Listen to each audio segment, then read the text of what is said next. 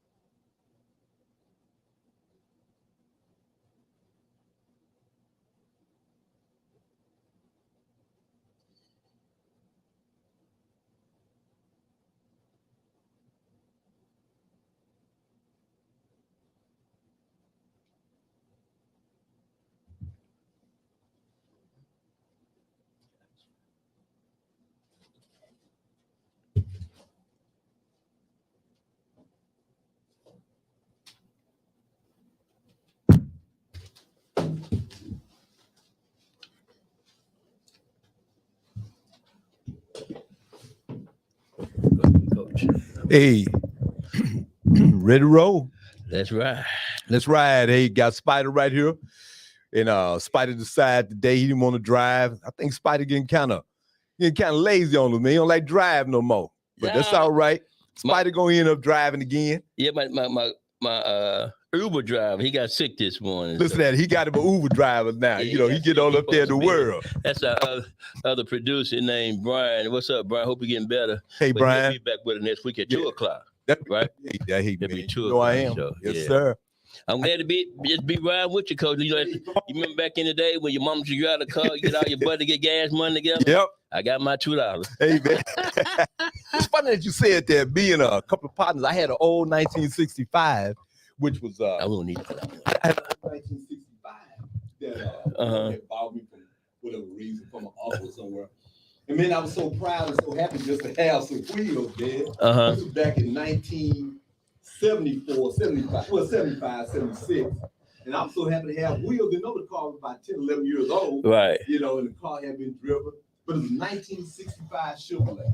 65? Man, I shined that car, kept that car clean, man. It wasn't a Chevelle, was it? Nah, it was a Chevrolet, man. One of them old hardcore cars. Right.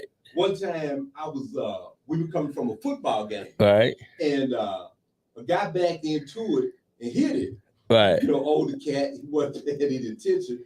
And so he jumped out the car and we got out. My partner said, "Oh man, he just hit us."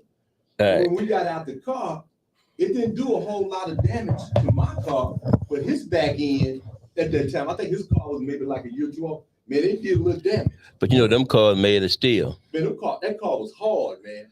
They made of steel. I had a little cousin, we played football, and I threw him a pass. He wasn't paying attention. And he was doing his great Charlie Taylor imitation. Man, he messed around and hit that car, man. He cried. And man, mama came out, my neighbors came out. What you do? I said, he ran into the car. Wow. Yeah. Wow. Lucky he didn't just seriously hurt himself, man, but he wasn't paying attention. And I threw the ball, and he, like I said, he doing his best Charlie Taylor imitation, man. Next thing he do bad. Yeah. Take a break. We're going to take a break right quick, and we'll be right back.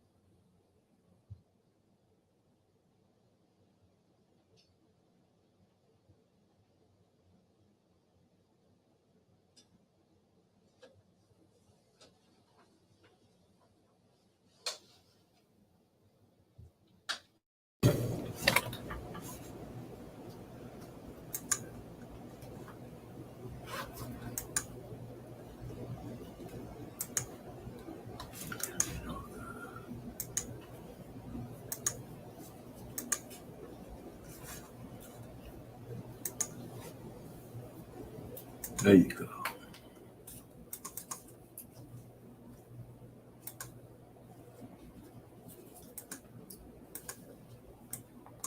Here we go. That can.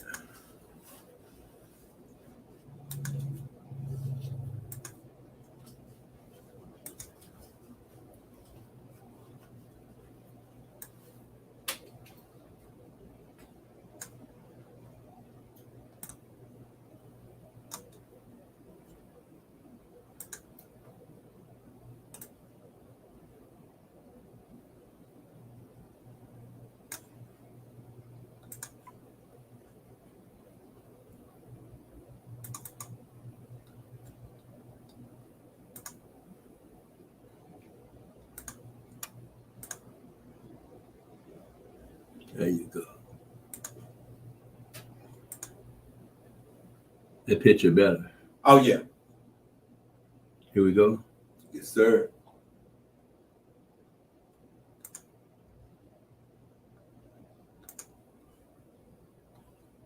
You're hot. Keep going. Go ahead. All right. And man, that we had some fun in that car. But look here, people.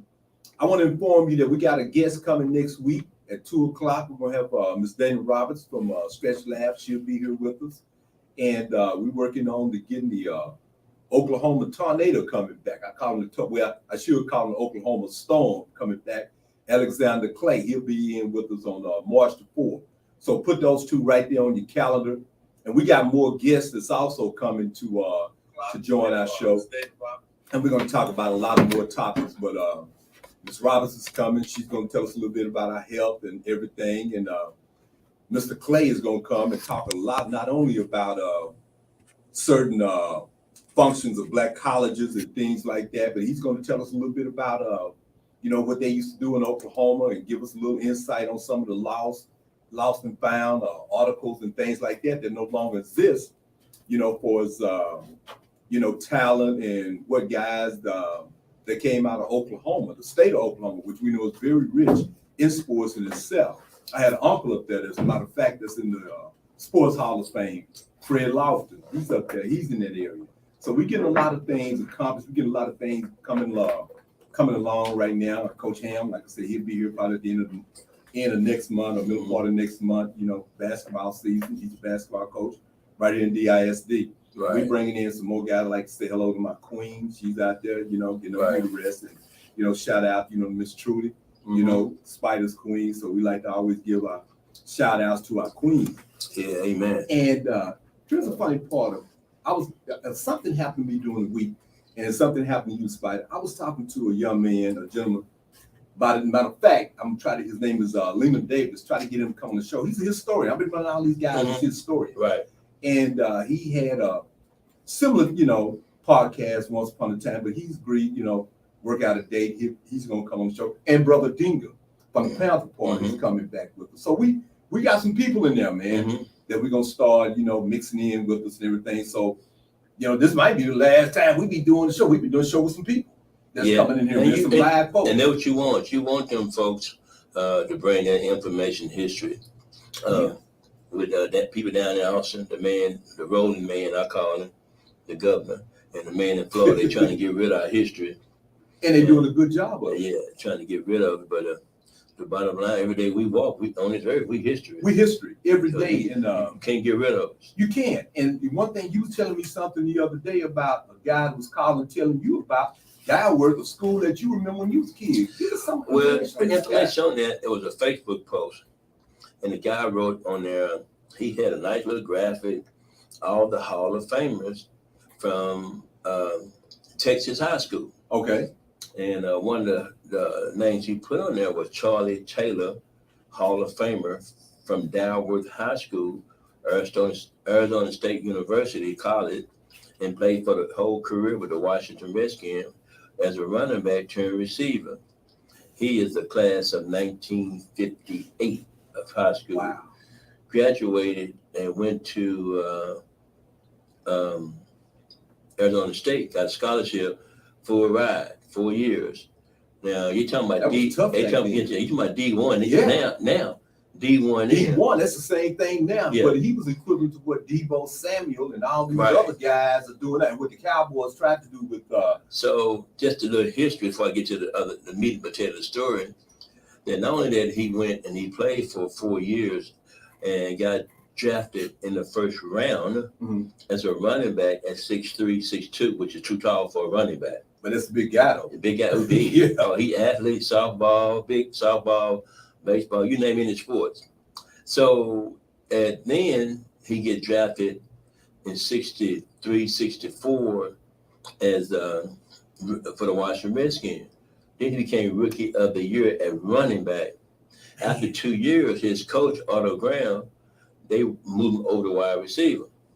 I ain't never known a running back to go to wide receiver and be a Hall of Famer. I never have either. I've known some guys that might have switched from. I don't even know too many guys that really made that switch. That I could say. So on the post, when the guy said that the Hall of Fame from Grand Prairie High School, and I corrected him, I said no, he went to Dalworth High School. Right. Dalworth High School is the predominantly black neighborhood and predominantly black high school in the Grand Prairie black community called Dalworth Park. Wow. So, because it was not integration. It was not. Integration happened in 68. Yes, sir. Now he in his third going to fourth year in the league. So how in the hell did he go to Grand Prairie High? Well, this guy, for whatever reason, that's what you call it. That's where you corrected him. But if we don't correct that, that's allowing other people to do what? To take our story and tell their story and go ahead and make it look like their story. And they'll hook something else onto it. Because Charlie Taylor was not only an icon in the Dallas area, he was an icon in Dallas-Fort Worth area. Dallas-Fort Worth, all over. Because when he would come to Dallas, he would come, when the Redskins played the Cowboys, and I know it's the Commanders now. Some of y'all gonna say, well, you got to be politically correct. At that time, it was the Redskins. He would come to Dallas, number 42. And every time he scored a touchdown, he would throw a football in the stands. Guess what? Here I was selling programs at the Cotton Bowl. Guess who called a touchdown pass? Charlie Taylor. Guess what he did? When he got the back of the end zone, he take the ball. Man, I just missed the doggone ball. I reacted. I guess you could say I didn't react real quick enough. And it was a little kid that reacted. He got the ball.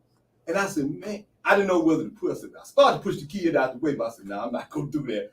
But to make a long story short and to give you some brief history on that, this guy also plays kick. Yeah. And people don't even know that. I know that, yeah. People, and then when he retired, when he retired from the Redskins, he became what? He became an assistant coach, receivers coach. Well, he coached Art Monk, all those guys. Charlie Brown, not a Hall of Famer, but he came out of Charlie came, if I'm not mistaken, out of same college that I want to say it might not have been the same college as Charlie Hayden, it might have been somebody else, but I know Charlie Brown, Art Monk, the guys that Alvin Garrett, the small Smurf looking guys. Smurf, all those guys, he coached those guys. Believe it or not. So when I did the guy did a post and I corrected him, I said, please get back with me for verification. And then I said, go to Dear Dalworth, which is a Facebook page with all the memorabilia and everything about Dalworth. Is there? Dalworth was the black high school in Grand Prairie that was open from 1956 through 1968 to integration. Wow. But the key is that more than the white schools, is that the black school was grade 1 through 12.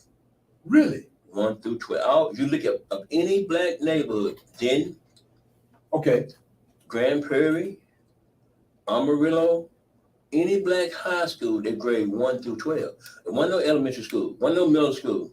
It's just you went to school at. Because us being like I in the first grade in 61. Right. 62, 63. Well, we went to the prep rally. The whole school went to the prep rally. Get out of here. So we about to decide of a school or 2A school, but everybody went to the prep rally. The elementary kids over there, the middle school and the seniors and all the high school on that side. You at the prep rally, a part of your day. So when y'all come back and telling me about these Allen High School in Allen, Texas, these Trinity High School in Trinity, these Mansfield Summit, these the boys down in Houston, the Katie's. Yeah, Katie. You tell me that those are programs? North Shore. Yeah. North Shore. The Black Community High School were programs. It was from 1st grade to 12th grade. Well, you knew what you wanted to do. Yeah. All of that. So the program, high school program, didn't start at the big 5A, 6A school. No, it didn't start there. They've been there. Yeah. Not cutting you short, but look at Hamilton Park. Hamilton and I was Park. reading through. They was 1 through 12. Yeah. And they had. Folks don't know Hamilton Park is a predominantly black neighborhood in Richardson, Texas. Yeah. And I was going through my little documentations here, and a lot of people say, why you go to documentations? I like to give a little shout out here in the class of football year, class of 1961, they won a state championship. With class 62, 61, they won a state championship. People don't even know that. Don't too many people really, know the magnitude of that. And at that time, you had Spider Lockhart, you had other guys. Matter of fact, Coach Bonner, who I coached against, that invited our school, Samuel High School, to a lot of his track meets. He played linebacker out there at that time. Matter of fact, I think he was an all-state linebacker. These guys took pride in that. He called in about maybe like a year or so ago to correct the Dallas Morning News on some information that you they have had. to correct them. Yeah, on some misinformation. Maybe I should say that. Yeah. And the thing is, folks, let people know, we're not trying to be bad, bear a bad news. We're just trying to get the facts right. Get the facts right. Get the history out there. We like an English teacher. Yeah. If the comment does, she's gonna show you where to put a comment. Exactly. If you didn't capitalize right, she's gonna show you where to capitalize. And that's how we try to show you how to capitalize this information we have. If your A's are slanted, she's gonna let you know, hey, look, your A's are slanted. Just like your math teacher, you go out there to do multiplication, but in your mind, you still trying to do addition. Yeah. And she's telling you, he's correcting you and telling you, hey, look, no, this is how you do it right here. This is multiplication, not addition. And then with the post the guy said about it, I hadn't went and looked at it today, is that he was adamant about it was Grand Prairie. But thing is that this how the nature of the beast. So when Timothy, Brad with green eyes and blonde hair look at that, they're gonna make their own narrative that this guy went to Grand Prairie High. Yeah. Yep. They ain't going, no matter what. They're gonna tie into it. They're not gonna change it. Nope. To put down word. No. So when you pick up a book or you pick up a newspaper, whatever information that you're reading, any article that you're reading, you're gonna assume that this guy came from Grand Prairie High School. Or South Grand Prairie. And then you said yourself, how many of these situations out there in the world have been corrected? No. And you thinking, and so that's why guys like you, historians, guys you bringing on, the documentation you have, the books that you have, the thing that you read on, but all that you read it, you go prove it. Yes, you have to. In our day and time, we have to be able to prove this stuff because they'll say it never happened. Yeah. You're not going to get this on your local radio show. No. Nobody's ever going to wake up and tell you, this is actually happened. You're not going to get that. And we can go all the way back to, I can go all the way back to Lincoln High School when Lincoln and Madison played on Thanksgiving. On Thanksgiving Day. Before Lincoln and Madison was Lincoln and Booker T.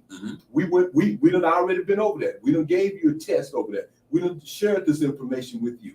These are things that has been taken away that nobody will ever get back because now they call it, it's American history now. Yeah. American. So now they don't have to give you anything back. Well, speaking on the Thanksgiving Day game with football is that it's for black schools and black families, it was never about the football game. Exactly. It was a whole day of festivities where you get up in the morning, your D2 black rivals play 11 o'clock in the morning. You go to the game, then you go to the families, and the family you just rooted against, you have Thanksgiving with that family that day. Yeah. And then after that, it's a festivity where you go out, and they had dances, ballroom dances on Thanksgiving Day. Yeah. So now you go out and you go party. So it was a day of everything. So now until you told me, the National Football League back in the 20s or 30s or 40s when they started. They added the Thanksgiving Day game. Yeah, they did. They added that because they took what you call it, a copy. Mm-hmm. They took a copy off of what was going on with the black high schools. How it was an event, not only here in Dallas, but in Houston, in other areas. St. Louis. Mm-hmm. You know, we can go all the way to schools that had. DC had one. Yeah. You know, when, you know, things were not segregated then. Mm-hmm. You know, you can go there and these schools played against one another. Like you said, regardless of how far they had to travel. Yeah. They traveled to play on this particular event. I remember my parents, you know, putting on their, you know, Sunday best. Yeah, they Sunday best, man. They going out there, man, and they swinging it. You know, they go, swing. You know, with the football game, we leave the football game, go get something to eat, then they drop me off. And that's one thing when you go look at those games. It was a black college, high school, a high school game, or baseball. You went to the game dressed up. Yeah, you did. Yeah, you did. You did. You went. Yeah, you didn't go like you were somebody. You went like you were somebody. We understand the change in time, but don't think that we just always dressed up to go party. No, we didn't. We went to the games like that, and I read in some baseball books, you know, and things. What had happened was it's not no things to it. It's the reality. It's the truth. Blacks dressed up to go see Jackie Robinson play. Mm-hmm. Even they had their own section. The whites had their section. They had their own section. They put on their Sunday best to go see whom? The great Jackie Robinson. When he broke into what? Major League Baseball. Right. So these are things that they did. Boxing events. When Jack Johnson was boxing back in the 1910s, which we're going to get on that topic later on down the road. Mm-hmm. And they dressed up to go to these events. Bishop College and Wiley played in the Cotton Bowl during Thanksgiving time. People dressed up. People put on their Sunday best. You didn't see guys coming out there, ladies coming out there, you know. And I'm not saying they look in any kind of way, but how they comfortable here as they look now. And when you look at that, if I had to have a Thanksgiving high school game today, and there'll be a big game today, and I want to throw back and have the history, I would probably have a team from Houston and a team from Dallas. You would almost have to. You would have to because who in Dallas, who in DISD would you get that could draw that, you know, could be a I get South Oak Cliff, just off the top. That's the only one. South Oak Cliff. I get South Oak Cliff. And then you would have to go get one I hadn't kept up with Jack Yates in a while, and Houston Madison and Jones. And the reason that we had that game is that it'll be a home and home. Yes. Each Thanksgiving. But what I would do with that game, because now URL got to get everything got to go through URL. With that's the United, what is it, the University Interscholastic game. But what I would do to that game, just what it is, I would have other schools featured at the game. Okay.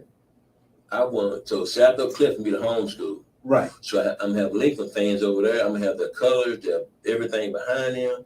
Then I'm gonna have Madison. So I'm gonna make it be a global. I'm gonna make it be a regional game. That's amazing, man. A regional game, but I want everybody there. So now, you're alumni of Lincoln. Hey, we got your section. Yeah. We got your tailgate out there. Exactly. Yeah. So now everybody come on Thanksgiving morning for that. Yeah. So then when the Yates folks, they bring their folks. So now we got that going. So now, for Yates folks will say, okay, then I ain't gonna be able to come. Just say Houston, Wheeler, they don't be able to come. So what they do, they adopt a school. So Wheeler says, since we can't travel, we don't have the money, we can't come from my family. DeSoto, will you represent Yates? You still DeSoto. Right. You still that. Manfield something, will you represent Houston Jones? Wow. So that's a black history, but now I'm trying to fill that stadium in. Yeah. So now we go to Houston the next year. Okay. I'm following. The home and home. So now it's building up. Yeah. As it's built up, we bring them back. Okay, then now to make it go. And this was corporate sponsor come in, we didn't have then. So now I'm gonna have a title name on it. So now we're gonna go in the gym, we're gonna have like a little mini feast. Yeah. Before you go home to your family, turkey and dress, somebody's gonna serve. You're gonna have a cause. Yeah. You're gonna feed the homeless or litters or whatever it's gonna be. Yeah. Because I think on that day, not only giving thanks, you also understand the spirit of competition on that day. And that's something we missed out on. Yeah. We missed out on that because big time media has picked up on it and said, okay, this is the level of competition we got right now. Mm-hmm. Speaking of this right here, when I say that is, when you go and you look at, let's just say Allen playing against Plano, what tradition do you have with them? None. Okay, then Ryan and Allen playing, it's pumped up. It's gonna be a pumped up game where you're gonna go to Cowboy Stadium or wherever you're gonna play those. It's let's say a neutral site. You're gonna pump that game up. But basically, what I'm saying is you have no ties to that. Black people really don't have any ties to that. Now you live in that area, and your kids go to that school now, but you don't have really any ties. And that's the key with it. Not to cut you off, but I did. But Allen High School kid, he know the history of Houston Yates and Houston Wheatley, or wherever their parents come from. They're black, or their grandparents. They're a black institution. Yeah. And I don't know. It may be somewhere out there in internet land. But we can buy a throwback jacket from Yates or a throwback jacket from Houston Wheatley that these kids can wear to throwback. If not, y'all hear us, go start it up. I show we about. I think about Negro League stuff. Well, see, right now you can still do that, and then right now what you just did, you just gave somebody an idea, which is great. That's right. It's sharing information. That's right. It's nothing going around for everybody. Yeah. Here's the funny part about it. You look at I was looking at a segment on Booker T. Booker T for a long time was one of the original black high schools in Dallas, and not the original high school. Here's the funny part about it. People look at Booker T now as a magnet school. No. They look at Booker T now as performing arts. And that's what it one is of the now. top performing arts, you know, in the not only in the state but in the country for its high school, where people have went on and let's be realistic. Erykah Badu, Roy Hargroves, the country western singer I forget about. That went there. Several people that went actors. That's acting now. You know, a lot of people that played in this series Glee. That was a few years back. A lot of them came out of Booker T. Washington High School, but they forget the whole linguistics and understanding of Booker T. The magnitude that Booker T. not only had in the community, but also in Dallas and also the state of Texas, because this is. People went to school, famous people went to school there. Well, would you tell the audience what something you told me I didn't know, from coast to coast, north, south, east, and west, no matter where you were, especially between the Mason-Dixon line all over. Will you tell everybody what you told me? I wonder where all the black schools were named after. They had those names. They had those names after black people. Black people. Famous because black people. They couldn't name it after. You couldn't name them after. Lincoln got by with naming after Abraham Lincoln. How they did that, some of you Lincoln people, probably could tell me. But at that time, everywhere in the country, so it was Booker T, George Washington Carver, Frederick Douglass, and Phyllis Wheatley. So it might have been one or two more names, but they were always named after those black people. Yeah, because so if you didn't have segregation, you didn't have what I call name a nation. You didn't have name a nation. Yeah, that's right. You can name no school like that. You could. Yeah. You didn't have the right to do that. And then as people came along, then you got Franklin D. Roosevelt, Franklin Delano Roosevelt, which was the president at the time. We had World War II. Okay, we had him. So you was able to get that by. You was able to get I think L.G. Pinkston was from Dr. Pinkston. Yeah, so he was Dr. black guy. But he was L.G. Pinkston High School. Yeah. So you was able to do some stuff, right here. David W. Carter, believe it or not, was a white guy that owned a lot of land in that area. Oh, wow. Yeah, he owned a lot of land. Justin F. Kimball. He was a guy that owned a lot of land. And these are high schools we're talking about. These are high schools that we're talking about. Justin F. Kimball. Greatest fruit. And I give you one that'll really blow your mind. W.W. Samuel, which is Samuel Park and Samuel High School. He was a Klan guy. And a lot of yes. At W.W. You have to do your research.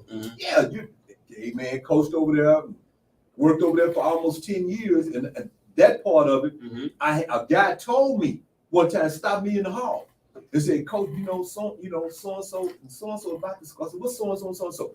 He told me, he said, really about this school, let's drop so-and-so and so-and-so. I'm gonna tell you right now, he was part of the Klan, even though he was a medical doctor, he was one of the head guys that was part of the Klan here in the city of Dallas. So that means in Pleasant Grove, at a certain time, blacks had to get out of Pleasant Grove, because if you didn't, you run the risk of losing your life. This is in Pleasant Grove, where Pleasant Grove is what? Predominantly white, black now, and Hispanic. Well, Hispanic, man. But then it was predominantly, white. Yeah, folks don't know Pleasant Grove is a little small suburb of Dallas. It was Texas. a suburb. Mm-hmm. It was a suburb, just like Oak Cliff was a suburb. People don't even get that. And I tell people all the time, I didn't know that until this guy stopped me in the hallway and gave me a brief history of it. And it wasn't a black guy that did it. That's what's going to raise your curiosity. It was a white guy that gave me that information. Well, it's people out there for righteousness, no matter what color they are.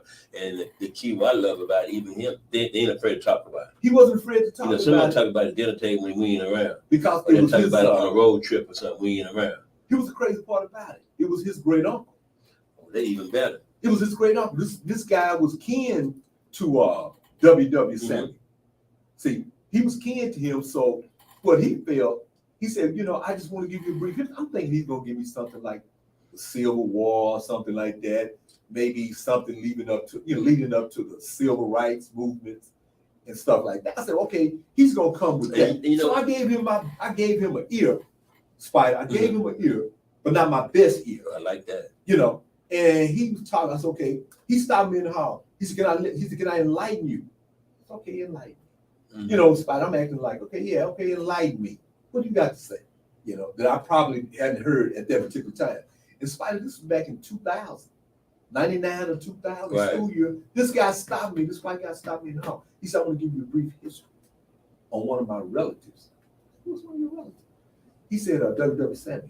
I can see that. I said, wow, man. He said, not only did he own land here, and his school is named after him as a big diplomat here in Dallas, but he was one of the top Klansmen here right here in Dallas. And it's so ironic to hear you say that. I think I had this conversation with you before, like Grady Spruce and W. Samuel, all these institutions, is that when they are protests and they're changing the name of a school. Yeah. Like that Klan. Yeah. His name coming down. Okay, well, here's one that recently happened. Grady Spruce is what the Timberwolves. They used to be the Apaches. The Apaches, yeah, to get the mascot name. Mm-hmm. Yeah, they took that away now because when you start taking away the Redskins, you start taking away other sports, organizations that we know as the Braves or we know as the Indians and stuff. Here's the funny part about that, and I'm gonna make my English teacher proud. I'm gonna stop saying stuffs and all these other good things. I'm gonna be very politically correct, sound on this. They took away a lot of that, right? Okay, here's the funny part about it. While they were doing that, they would turn down our schools. But when they would turn down our schools, guess where all those trophies were? When you first met me, I was down at 3700 Ross Avenue. When you walked in, the corporate office. When you walked in, when you were working with your kids, the program that you had was an excellent program. People don't even know your program was documented to highly successful kids. And every Saturday, you weren't here. No. You were with your kids. No, you had a busload of kids coming from Skyline that was debating. Yeah, we had kids. You had chess tournaments. Yeah, you had some quality kids. And those kids, and here was the funny part about it. Those kids could hold your conversation. And I was asking, man, who is this guy right here? They said, oh, that's Mr. Williams. This is his group. He's coming in from Skyline. And we would always have a slot for you. I was working security at that time. And you take your keys, come on, let's go. You think you were getting ready for a football rally. People didn't even know academically you were setting all these kids up to set. When you got off the bus, you were like, hey, let's go. Well, my thing is that I was there not only that to be a part of that. My thing is that I want you to be excited about education. The way you're excited about games, the way you're excited about going on a date, the way you're excited about anything. I want you to get excited. So if I can't be what's the guy, the young man, the hype man. Yeah. Oh, yeah. The rapper. The rapper. You talking about? I know you talking DJ about. Khaled. Yeah. He a hype man. That's what he basically is. Yeah. So if I want to be the hype man for you for education, and especially about history, because once history done, you done. You done. Because I didn't even know. I said, who is this guy? That's Mr. Will. I didn't know that was Spider. And I struck a little light conversation with you. I said, the voice sound familiar. The voice cut on Roger B. The next day, it was you. Yeah, KKD. I said, man, I know that guy. And then one guy was saying, oh, you don't know him? I said, man, look, his kids had gotten off the bus, and you had got off with your briefcase and your coffee, like you always do. My coffee, yeah. And you had your little brim on, and you said, hey, let's go, y'all, let's go. And kids were coming off the bus. I said, he got Hispanic kids, black kids, white kids. I said, he got a mixture. And you had just as many females as you did guys. And they were going in competing, and I didn't know this. Well, I was with Miss Krause. I was part of that group with the other teachers, but this the thing that got me. What got me is that when they take the name off of the schools and you protest, and then you got the name on there and just say you got Dr. Maya Angelou on the school, that the lady, she was a racist, but now you got Dr. Angelou. Yeah. That's okay for a school. But the most important thing is that what you can go and look at and see is a statue. Exactly. So why you take down Robbie Lee, why you take down Jefferson Davis and don't do a replacement? Don't do a replacement. It's just right. For what the reason it's down. My thing is this: keep him up there so we can feed the kids and the young folks that he's no good. That's it. Or replace him with Dr. Maya Angelou. Replace it with President Obama or Michelle Obama. Replace it. So now it's like a perfect example. You folks who don't live in Dallas. They got a park in Dallas called Lee Park. Exactly. Yes, they took the statue down of the general and racist enslaved owner Robert E. Lee. They took his statue down, humongous statue with a horn. Mm-hmm. You think you blink your eye and you click 3 times, go see the whistle, he'll come alive. Yeah. They took it to a little town in East Texas, Arizona, and somebody bought it. Yeah.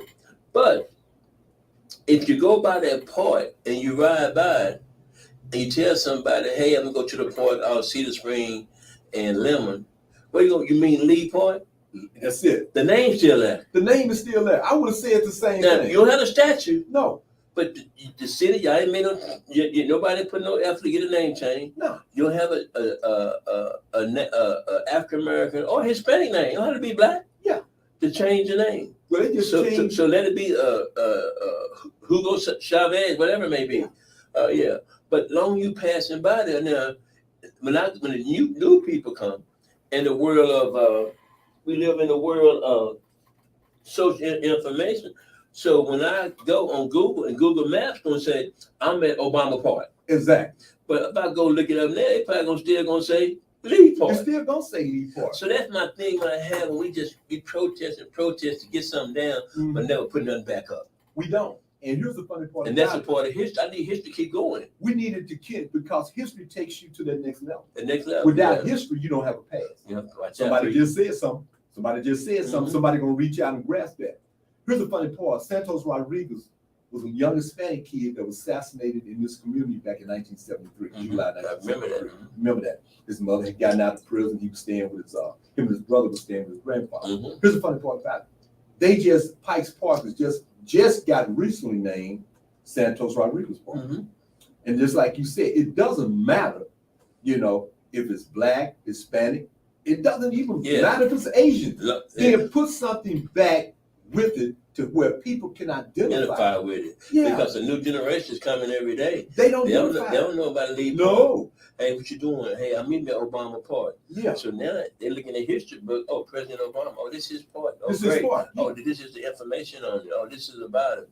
Mm-hmm. And what gets me now more than ever is that we have so many icons that's still alive. Yes, sir. That they can go research. Because usually you should put up the dead. Yeah. Yeah, oh, that's just Robert Lee. Oh, that's Ulysses Grant. Oh, this and that.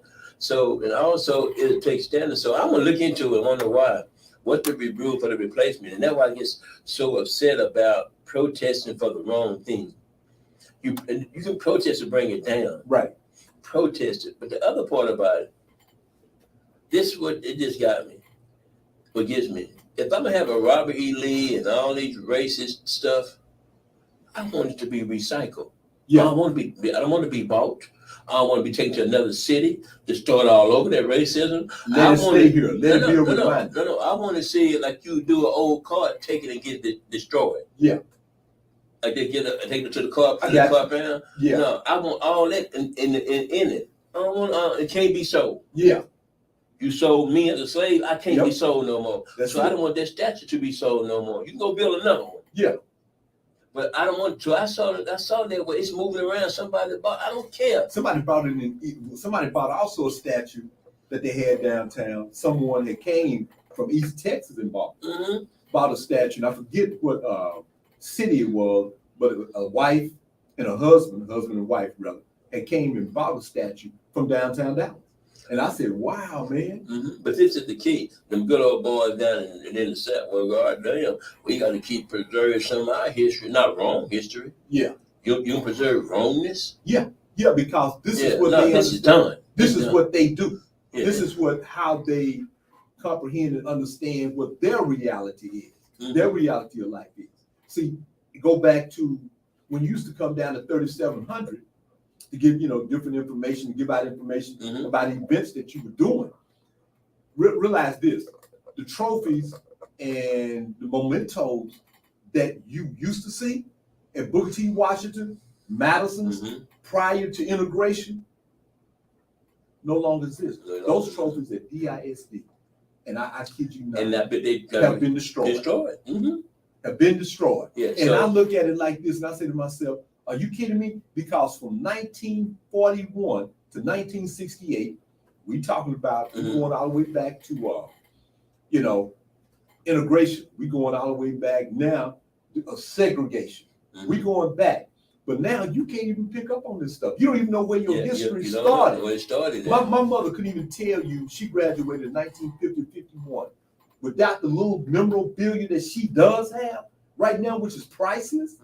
If she didn't have that right now, the ass out like a big girl with thumbs. Yeah, that's it. That's it. The ass out. She can't even tell you anything about the history. UIL came in 1968, wiped all that out. And folks don't know UIL is University Interscholastic League, which is the governing body of high schools in the state of Texas. In the state of Texas, now you don't even know where the identity of any of these schools, any records that you see right now, you don't know what the identity is.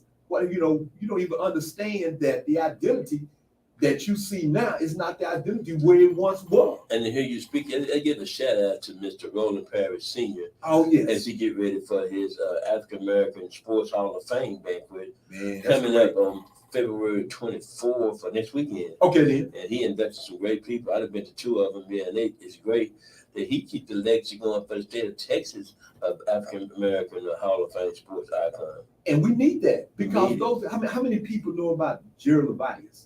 Jerry Levias. How many people know the direction he came from? When he was a kid, Jerry had sicknesses, illnesses that led not only to polio, but he had strokes.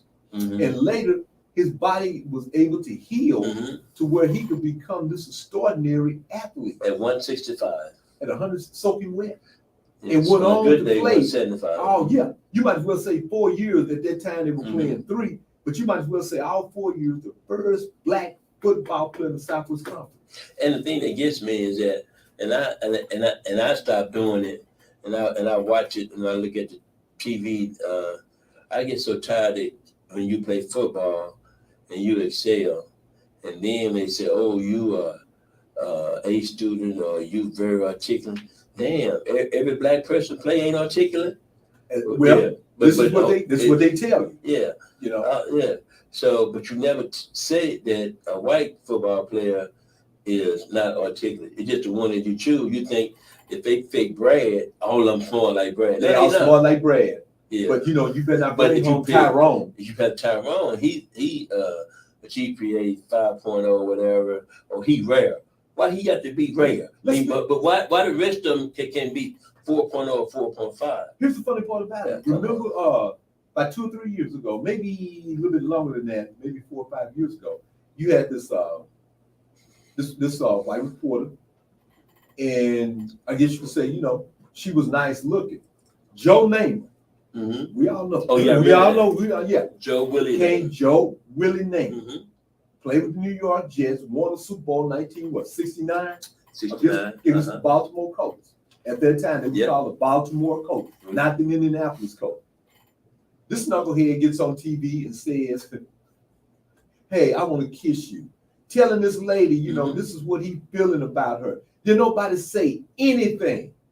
Nobody even bothered to say anything. Then what happened is that they said something, but he got the monopoly, he got a jail card. They said, oh, he was drunk. He was slurring his words.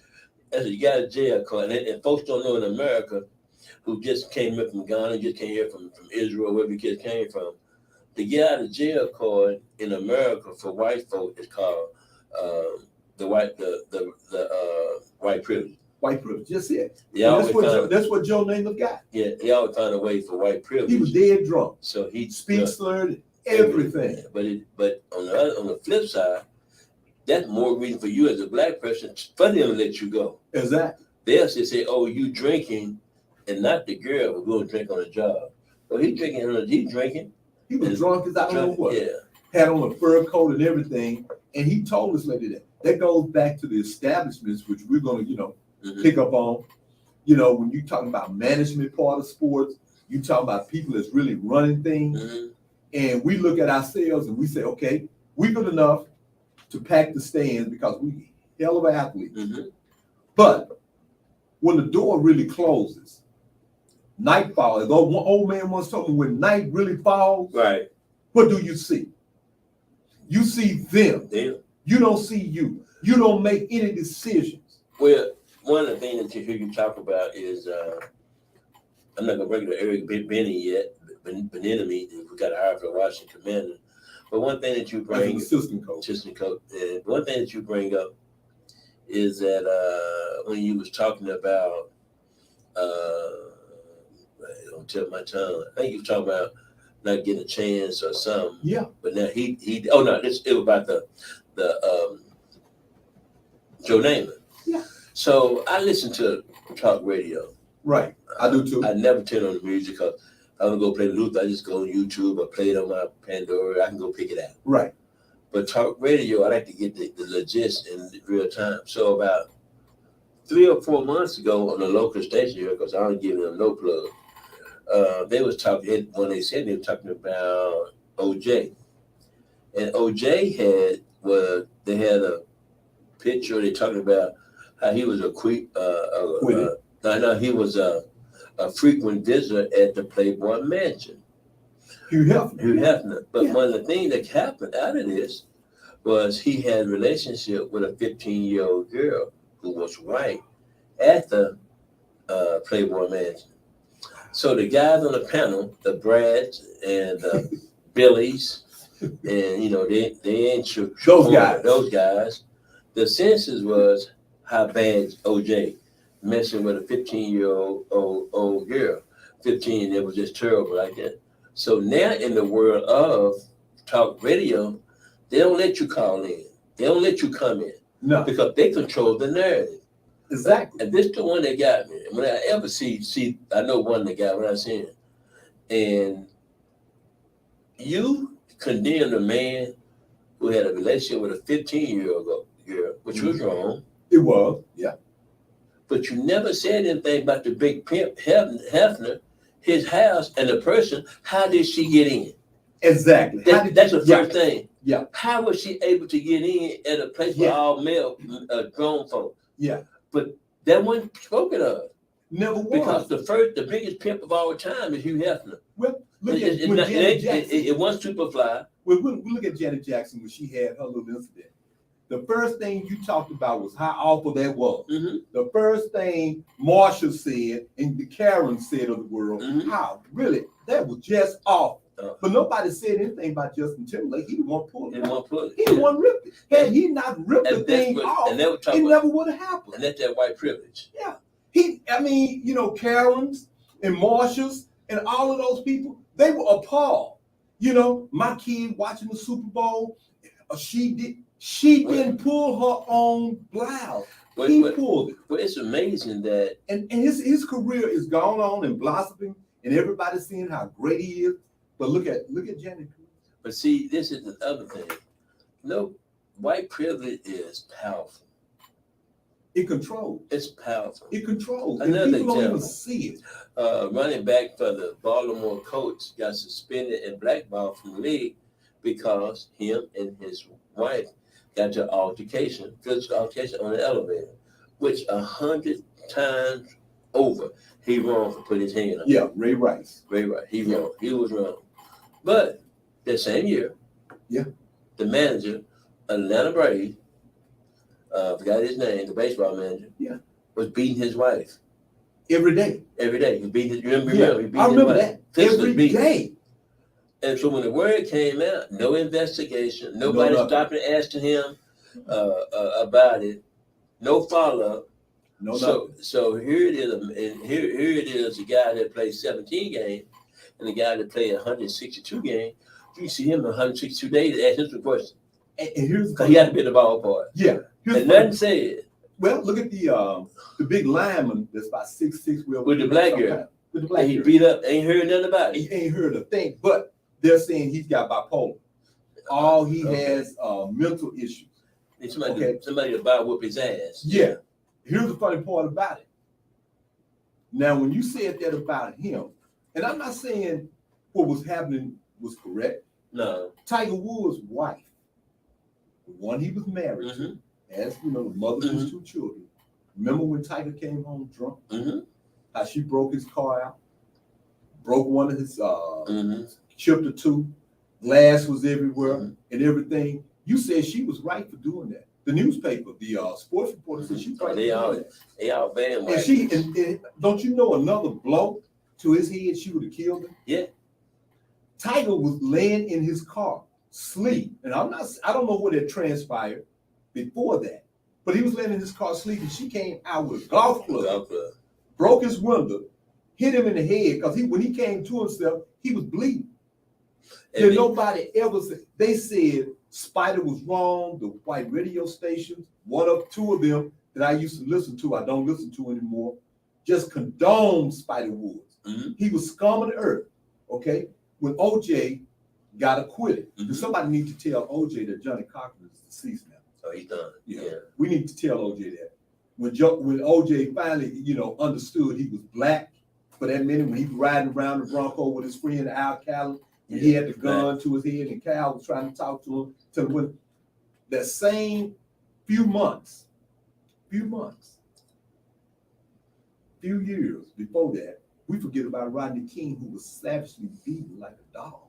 Well, see, but we forgot about that. But see, the thing that gets me about the white privilege, and they keep going, and now by me owning a media outlet like TGN Power Play, is it? And people need to support it, because the narrative is that we want to talk about here.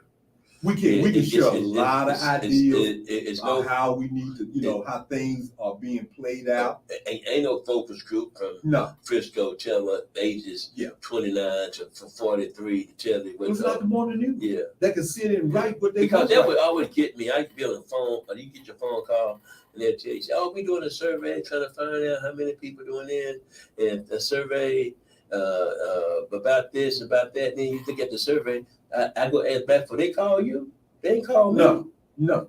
But then they said, well, we didn't call you because we would like to find someone who make at least $75,000 a year with 2 degrees. Yep. I know a lot of folks who got that. I know a whole bunch of folks that make more than $75,000 and got more than 2 degrees. So when I look at polls, in the polls, I said, well, who they call for that poll? Friends and family, like AT&T plans, or who you call? You call your folks. You call people you know. You call people that you know. Get the number. Do you listen to the Power Show, Power Play? How many people? Yeah, go find. And I'm looking, and I told you just a few minutes ago, and I'd be honored to have my picture up there. Man, you got over 100-some pictures. Oh yeah, we got even more. And you got more that you can't even put on the wall right now. And what we do here is, and these are famous people. But people don't understand that you still can't see, but come by the studio. Phyllis Hyman, y'all. Yeah, 8500 still right here in Dallas. Is that we keep heritage up on the wall.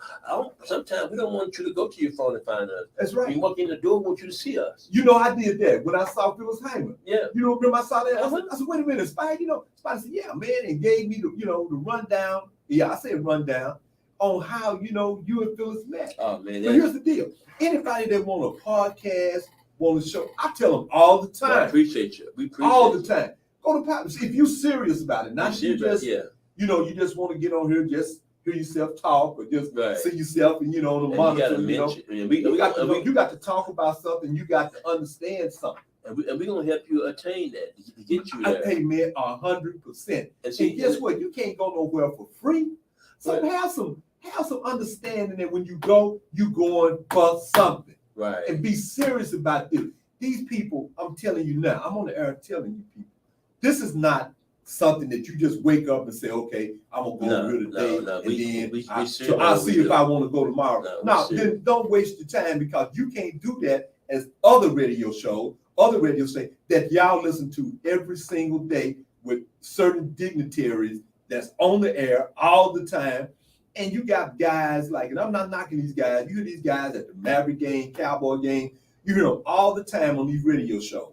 Well, see, that's one of the things about those are personalities, and personalities okay. Yeah. But we want you to get the raw thing from Coach A.Williams. Get the uncensored. Yeah, we want you to get the things that the station don't find time or their advertising sponsor. We won't do nothing on the black high school. You know how many people I've asked to sponsor me? You know what I'm saying? I'm talking about maybe something like, okay, just to just to give you a plug, shout outs and everything. I've asked people, and everybody would say, well, you got to go to the top. You got to go here. You got to go. I have ever to have anyone to just reach out and say, hey, Coach, I'll sponsor your show. But it's the thing, though. They still in a primitive thinking because they think that TV controls in there. No, social media. All I do is watch my podcast. I watch Kevin Garnett podcast. I watch Up in Smoke. I watch Knucklehead. I watch R&B Money. Yeah. So when I watch these podcasts and I look, these guys control the narrative. They even control the commercial and the dollar amount. Yeah. So ain't nobody in Plano finna get paid off Kevin Garnett money. And then the production to put the whole show together just say it's called 200. But when everybody get paid, he may get 10. Wait a minute, my name is on it. I probably get the most. Yeah. Hold on, my name is on it. So when I look at that and I just see how things work in America, is that I don't want to run with you with this, because I know you do. Eric Benini, if I pronounce the name right, the OC coach for the Kansas City Chiefs, got 2 Super Bowls, been there 10 years, just got hired as assistant head coach.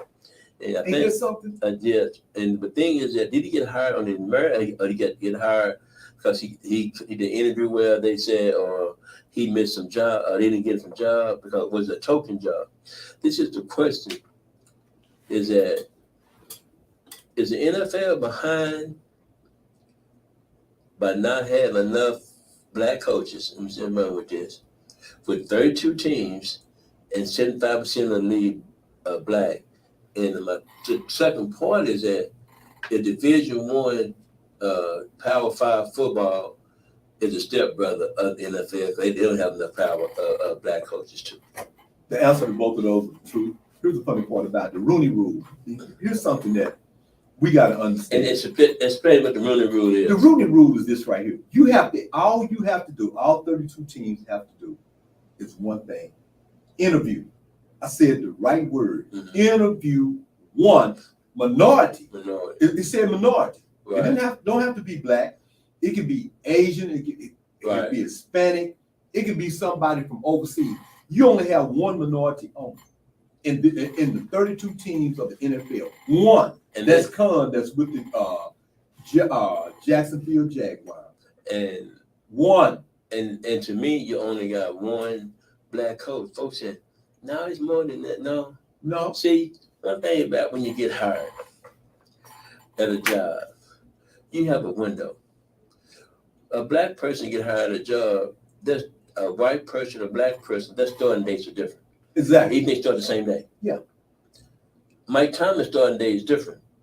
Exactly. So whoever that white guy got hired, when he got hired, is that he may got let go.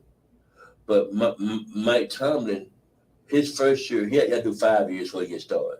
A white coach, you do that 1 year, year to year, and you get that privilege. And so that's what I'm saying. No matter how many coaches you got one head coach, he got sustainability and longevity. Mm-hmm. But anybody else you see don't have that. So pretend that you have that, because I don't want a black coach keep getting get hired, and then next year you get fired and whatever. But this is the thing though about that. I used to be irate about that. I said, "Oh, but that's their team's money. Yeah. It's their owners. Yeah. It's letting you know the mentality that, oh, you can run a touchdown for me, but I don't want you thinking on my money. I don't want you making a decision on my money. You might coach receivers for me. I might let you in on I might let you in as a scout, you know, where you can go out, you know, colleges, you know, guys, you know, see you and say, okay, oh, that's Mr. Spider. You know, he played with the Pittsburgh Steelers. He did this, got the Super Bowl ring.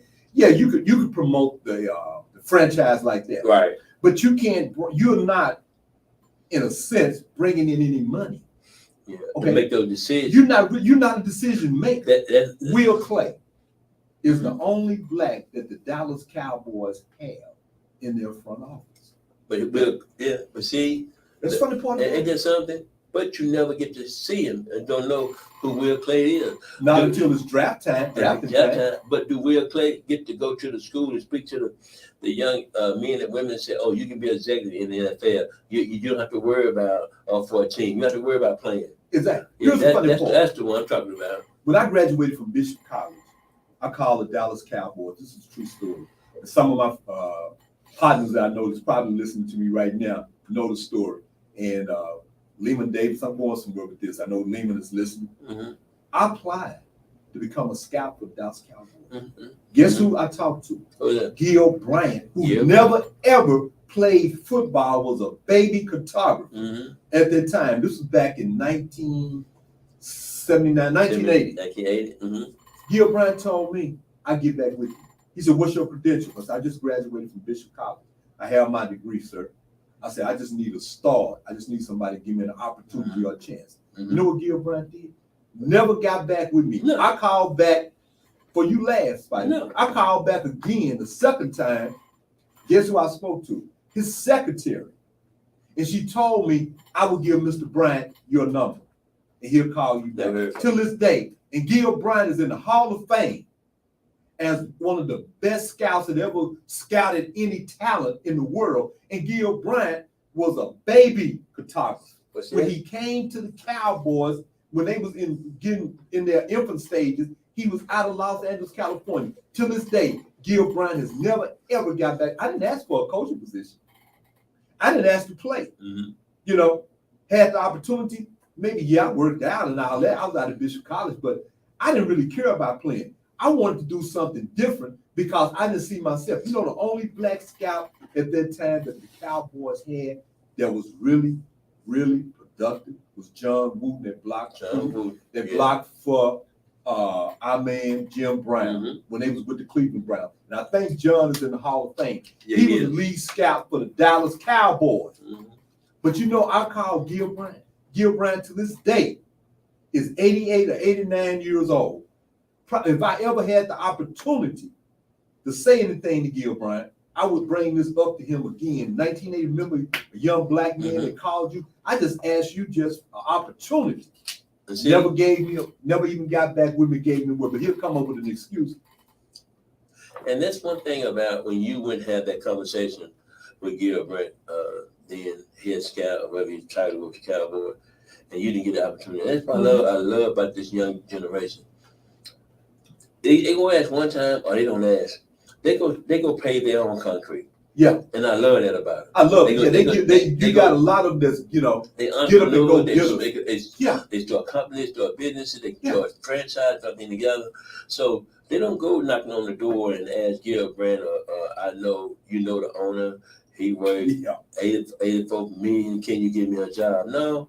Yeah. They go create and let them call in what we're doing. They may need somebody doing some work for them. So that's what I'm excited about, because I don't want to get that hostility in business. But one thing that I do know, it took you and I a long time to figure it out, is that when we talk about us and our where we come from and how the white people didn't give us fair justice, I used to be pissed off about that, but I'm not pissed off anymore because now it's the point where I can go get mine. Well, you control it. You control now. See, you control now. You can say that, and you know, at the time we were kind of crippled a little bit because crippled. we were following the path of our parents. Right. You know, and it's great. I Have a Dream speech by Dr. King. Nothing wrong with that. With but we followed that path. That was our guideline to success. And I'm talking to a friend of mine. How you doing, Eva?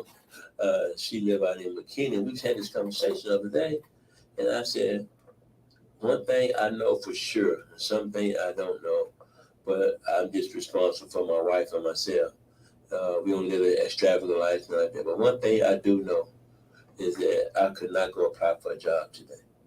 And the reason why, I don't want to go, first of all, go apply and just go through the process, which is, okay, then I got this nigga here I talked to him about. Yeah. I don't want to go and chase that 4 or 5 interviews. I know it'll take me 1 or 2. Yeah.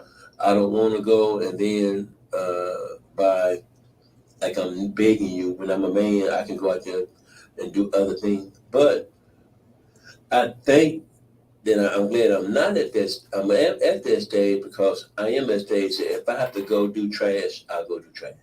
Because my inner feeling is freedom. Well, here's the thing. Whatever you have to do. James Brown said, had a song a long time ago, said, open up the door, I get it myself. I get it myself. But see, people say, you know, relate That was him waiting to for a time. say it loud, I'm black and I'm proud. Yeah. Okay, we No, got he that. said, open the But door, the I get song, myself, the song that really set me on fire, that really gave me eye-opening, was that open up the door, I get it myself. Yeah. I don't need nobody giving me nothing. Open up the door, I get it myself. So, And that's what it means. I'd rather die. And then he had another song, I'd rather die on my feet than to keep begging on my knees.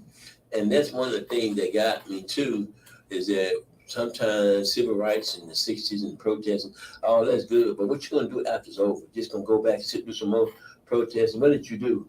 Perfect example, like 6, 7 years ago, maybe 5, 6, 7 years ago, Tamron Hall for NBC had the best rating and everything, so NBC got rid of her. Right. Didn't renew a contract.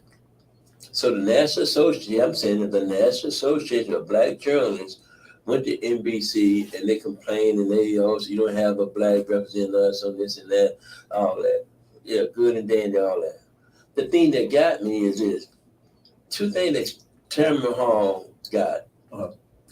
She got money when she left there, and she had value when she had media value. So my thing was, y'all going to some people asking her to get her job back and get this. What you should have been doing is calling a summit with her. Yeah. Out of all the things that you've been doing in your 20 years, on 25 years of time on TV, and this, they didn't renew you. Did you build relationships with your now time? We start our own production company under your name. Exactly. Quit on that white folks for stuff and ask them, can we get her back and all that? Forget that. Quit. But the thing though, the reason we can't do that, because we're consumers. We keep Gucci in business. We keep Louis Vuitton in business. We keep Benz in business. Have you ever seen? But let me just throw this. But the white girl who left, Meredith Vieira, she went there. She went and opened up 2 production companies. You see, now you see movies and stuff under her production company. Yeah. So as people quit asking, going protesting about somebody's job. My dad always said that's the white folks shit. That, you know what? My mother used to, and my uncle was very influential. He said, let me tell you something. He said, you can always get down on your knees.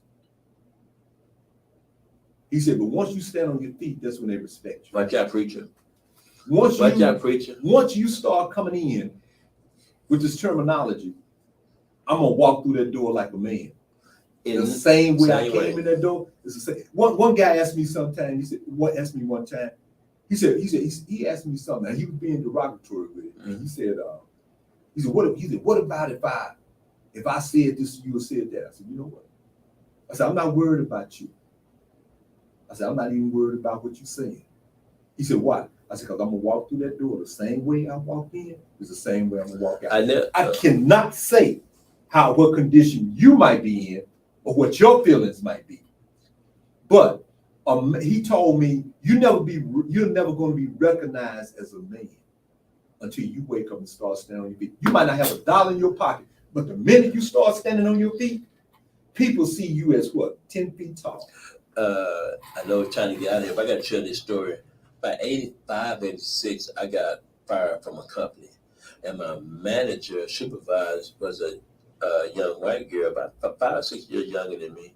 So my then girlfriend, my first wife, who was dating, and her husband used to go to the Maverick game, go out to eat, we just hang out. So they let me go. So they called me to the lady who was our media manager in the office. And so she was sitting there, Leslie. She was sitting up in the corner like she was crying. But Don, I really want to do it. I hate to do it, whatever. So before I came in, the woman said, I knew what time it was. She said, have a seat. I said, no, I don't want to. She said, why? I said, I only sit down when I get fired. When I get hired, I don't sit down when I get fired. Yeah. I'm standing up. She said, huh? I said, I know what was going on. So she gave me the spiel. I said, and so I looked at her and said, I got my check. So I had my check, now I walk out the door. Yeah. Because I'm not going to sit here to make you be power over me by me sitting. That's humiliation. Because I'm out of here. That's humiliation. So let me stand up. And plus, when you're standing, it's quicker and easier for me to access out of here. Exactly. So what? Because when I get hired, I'm sitting down to get up to shake your hand. Yeah. Thanks for the opportunity of working here. Right. What the fuck? What I'm going to sit here for to hear the power over me. So I stand up. Yeah. I don't want to sit down. My uncle said the same, very same thing that you're saying right now. I remember that yesterday. No. And when he said the same thing, he said, you know, and it's funny that James Brown had that song out, and a lot of us men, black men, have forgotten about that. I'd rather die on my feet than to keep what? Mm-hmm. Living on my knees. I was dating this young lady in Las Colinas in the middle 90s. And I was going, and she lived right across by the cowboy practice, Valley Ranch. Oh, okay. And I just go by there, and I go over her house, and first of all, this white police officer stopped me. I had a red BMW and all that. Yeah. So who is this nigga with the red BMW come through? All that. Not that. A cowboy. Yeah, and I was a cowboy. She just stopped pulling me over. So one night I was coming down McCullough, going down the hill. Before they built all that, it was like dark. And so it wasn't him, another officer. He stopped me, but I didn't stop. I knew down the hill was a shopping center and, a shopping center and lighted area. Okay. Well, I'm raised by my dad. He said, when you get stopped, go to a lighted area. Yeah. And you got witnesses. Yeah. So he put the lights on. So I get to the shopping area with people and all that. He got pissed. He said, why you didn't stop? I said, well, I want to come lighted area, not on the side of the street.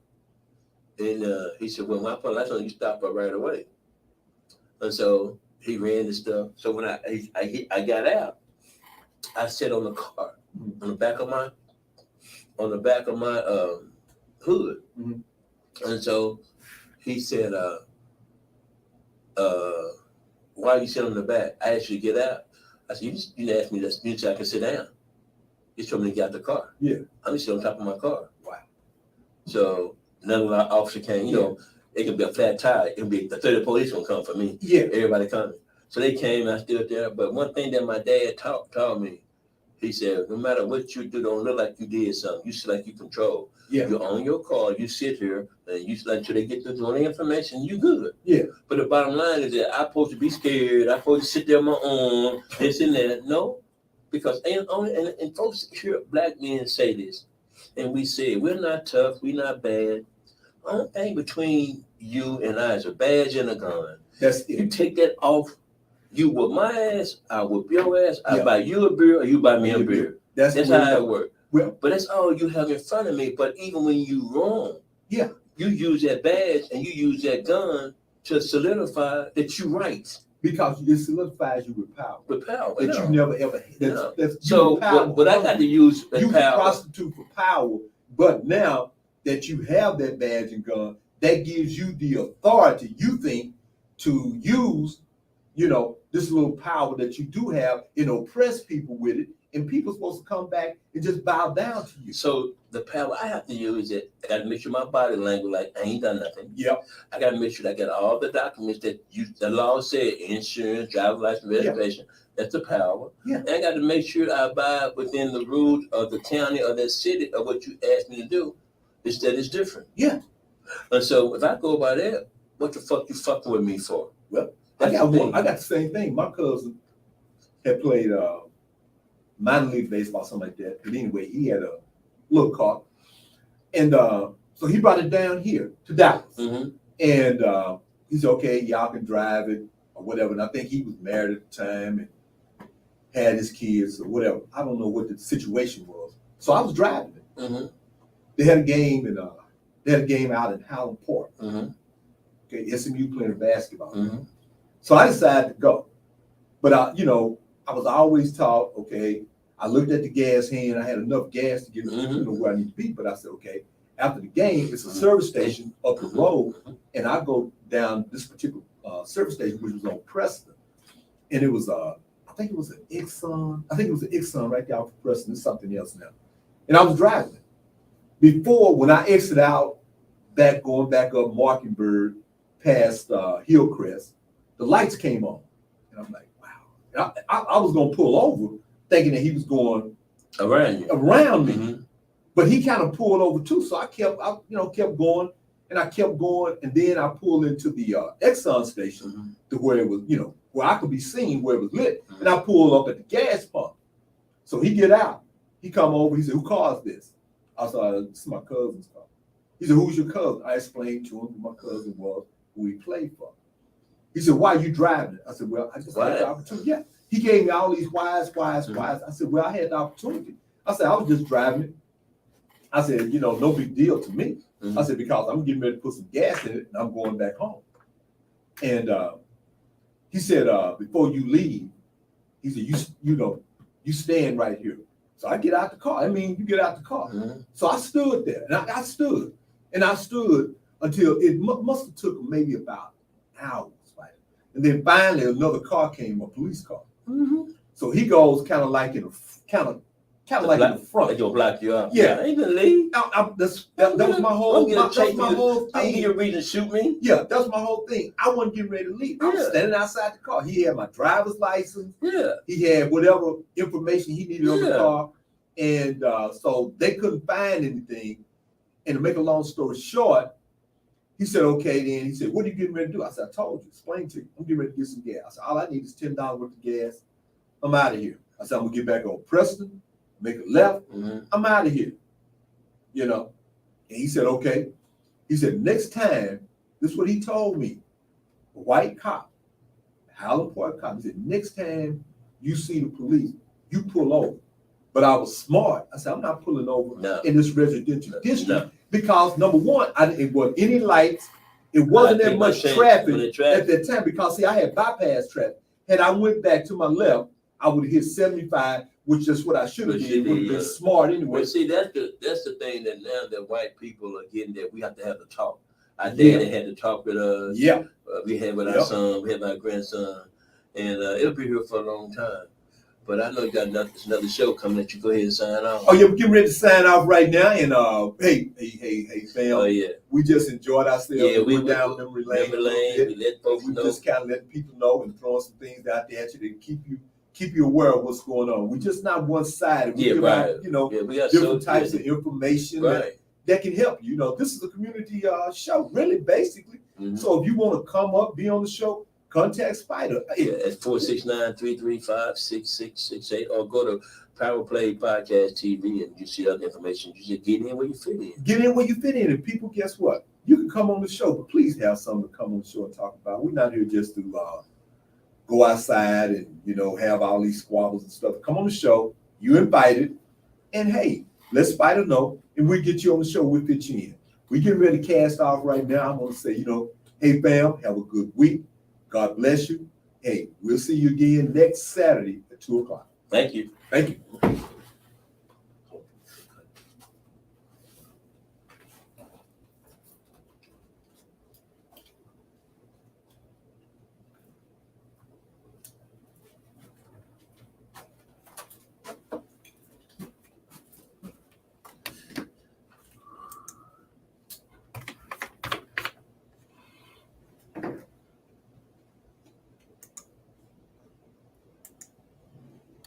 It's clear.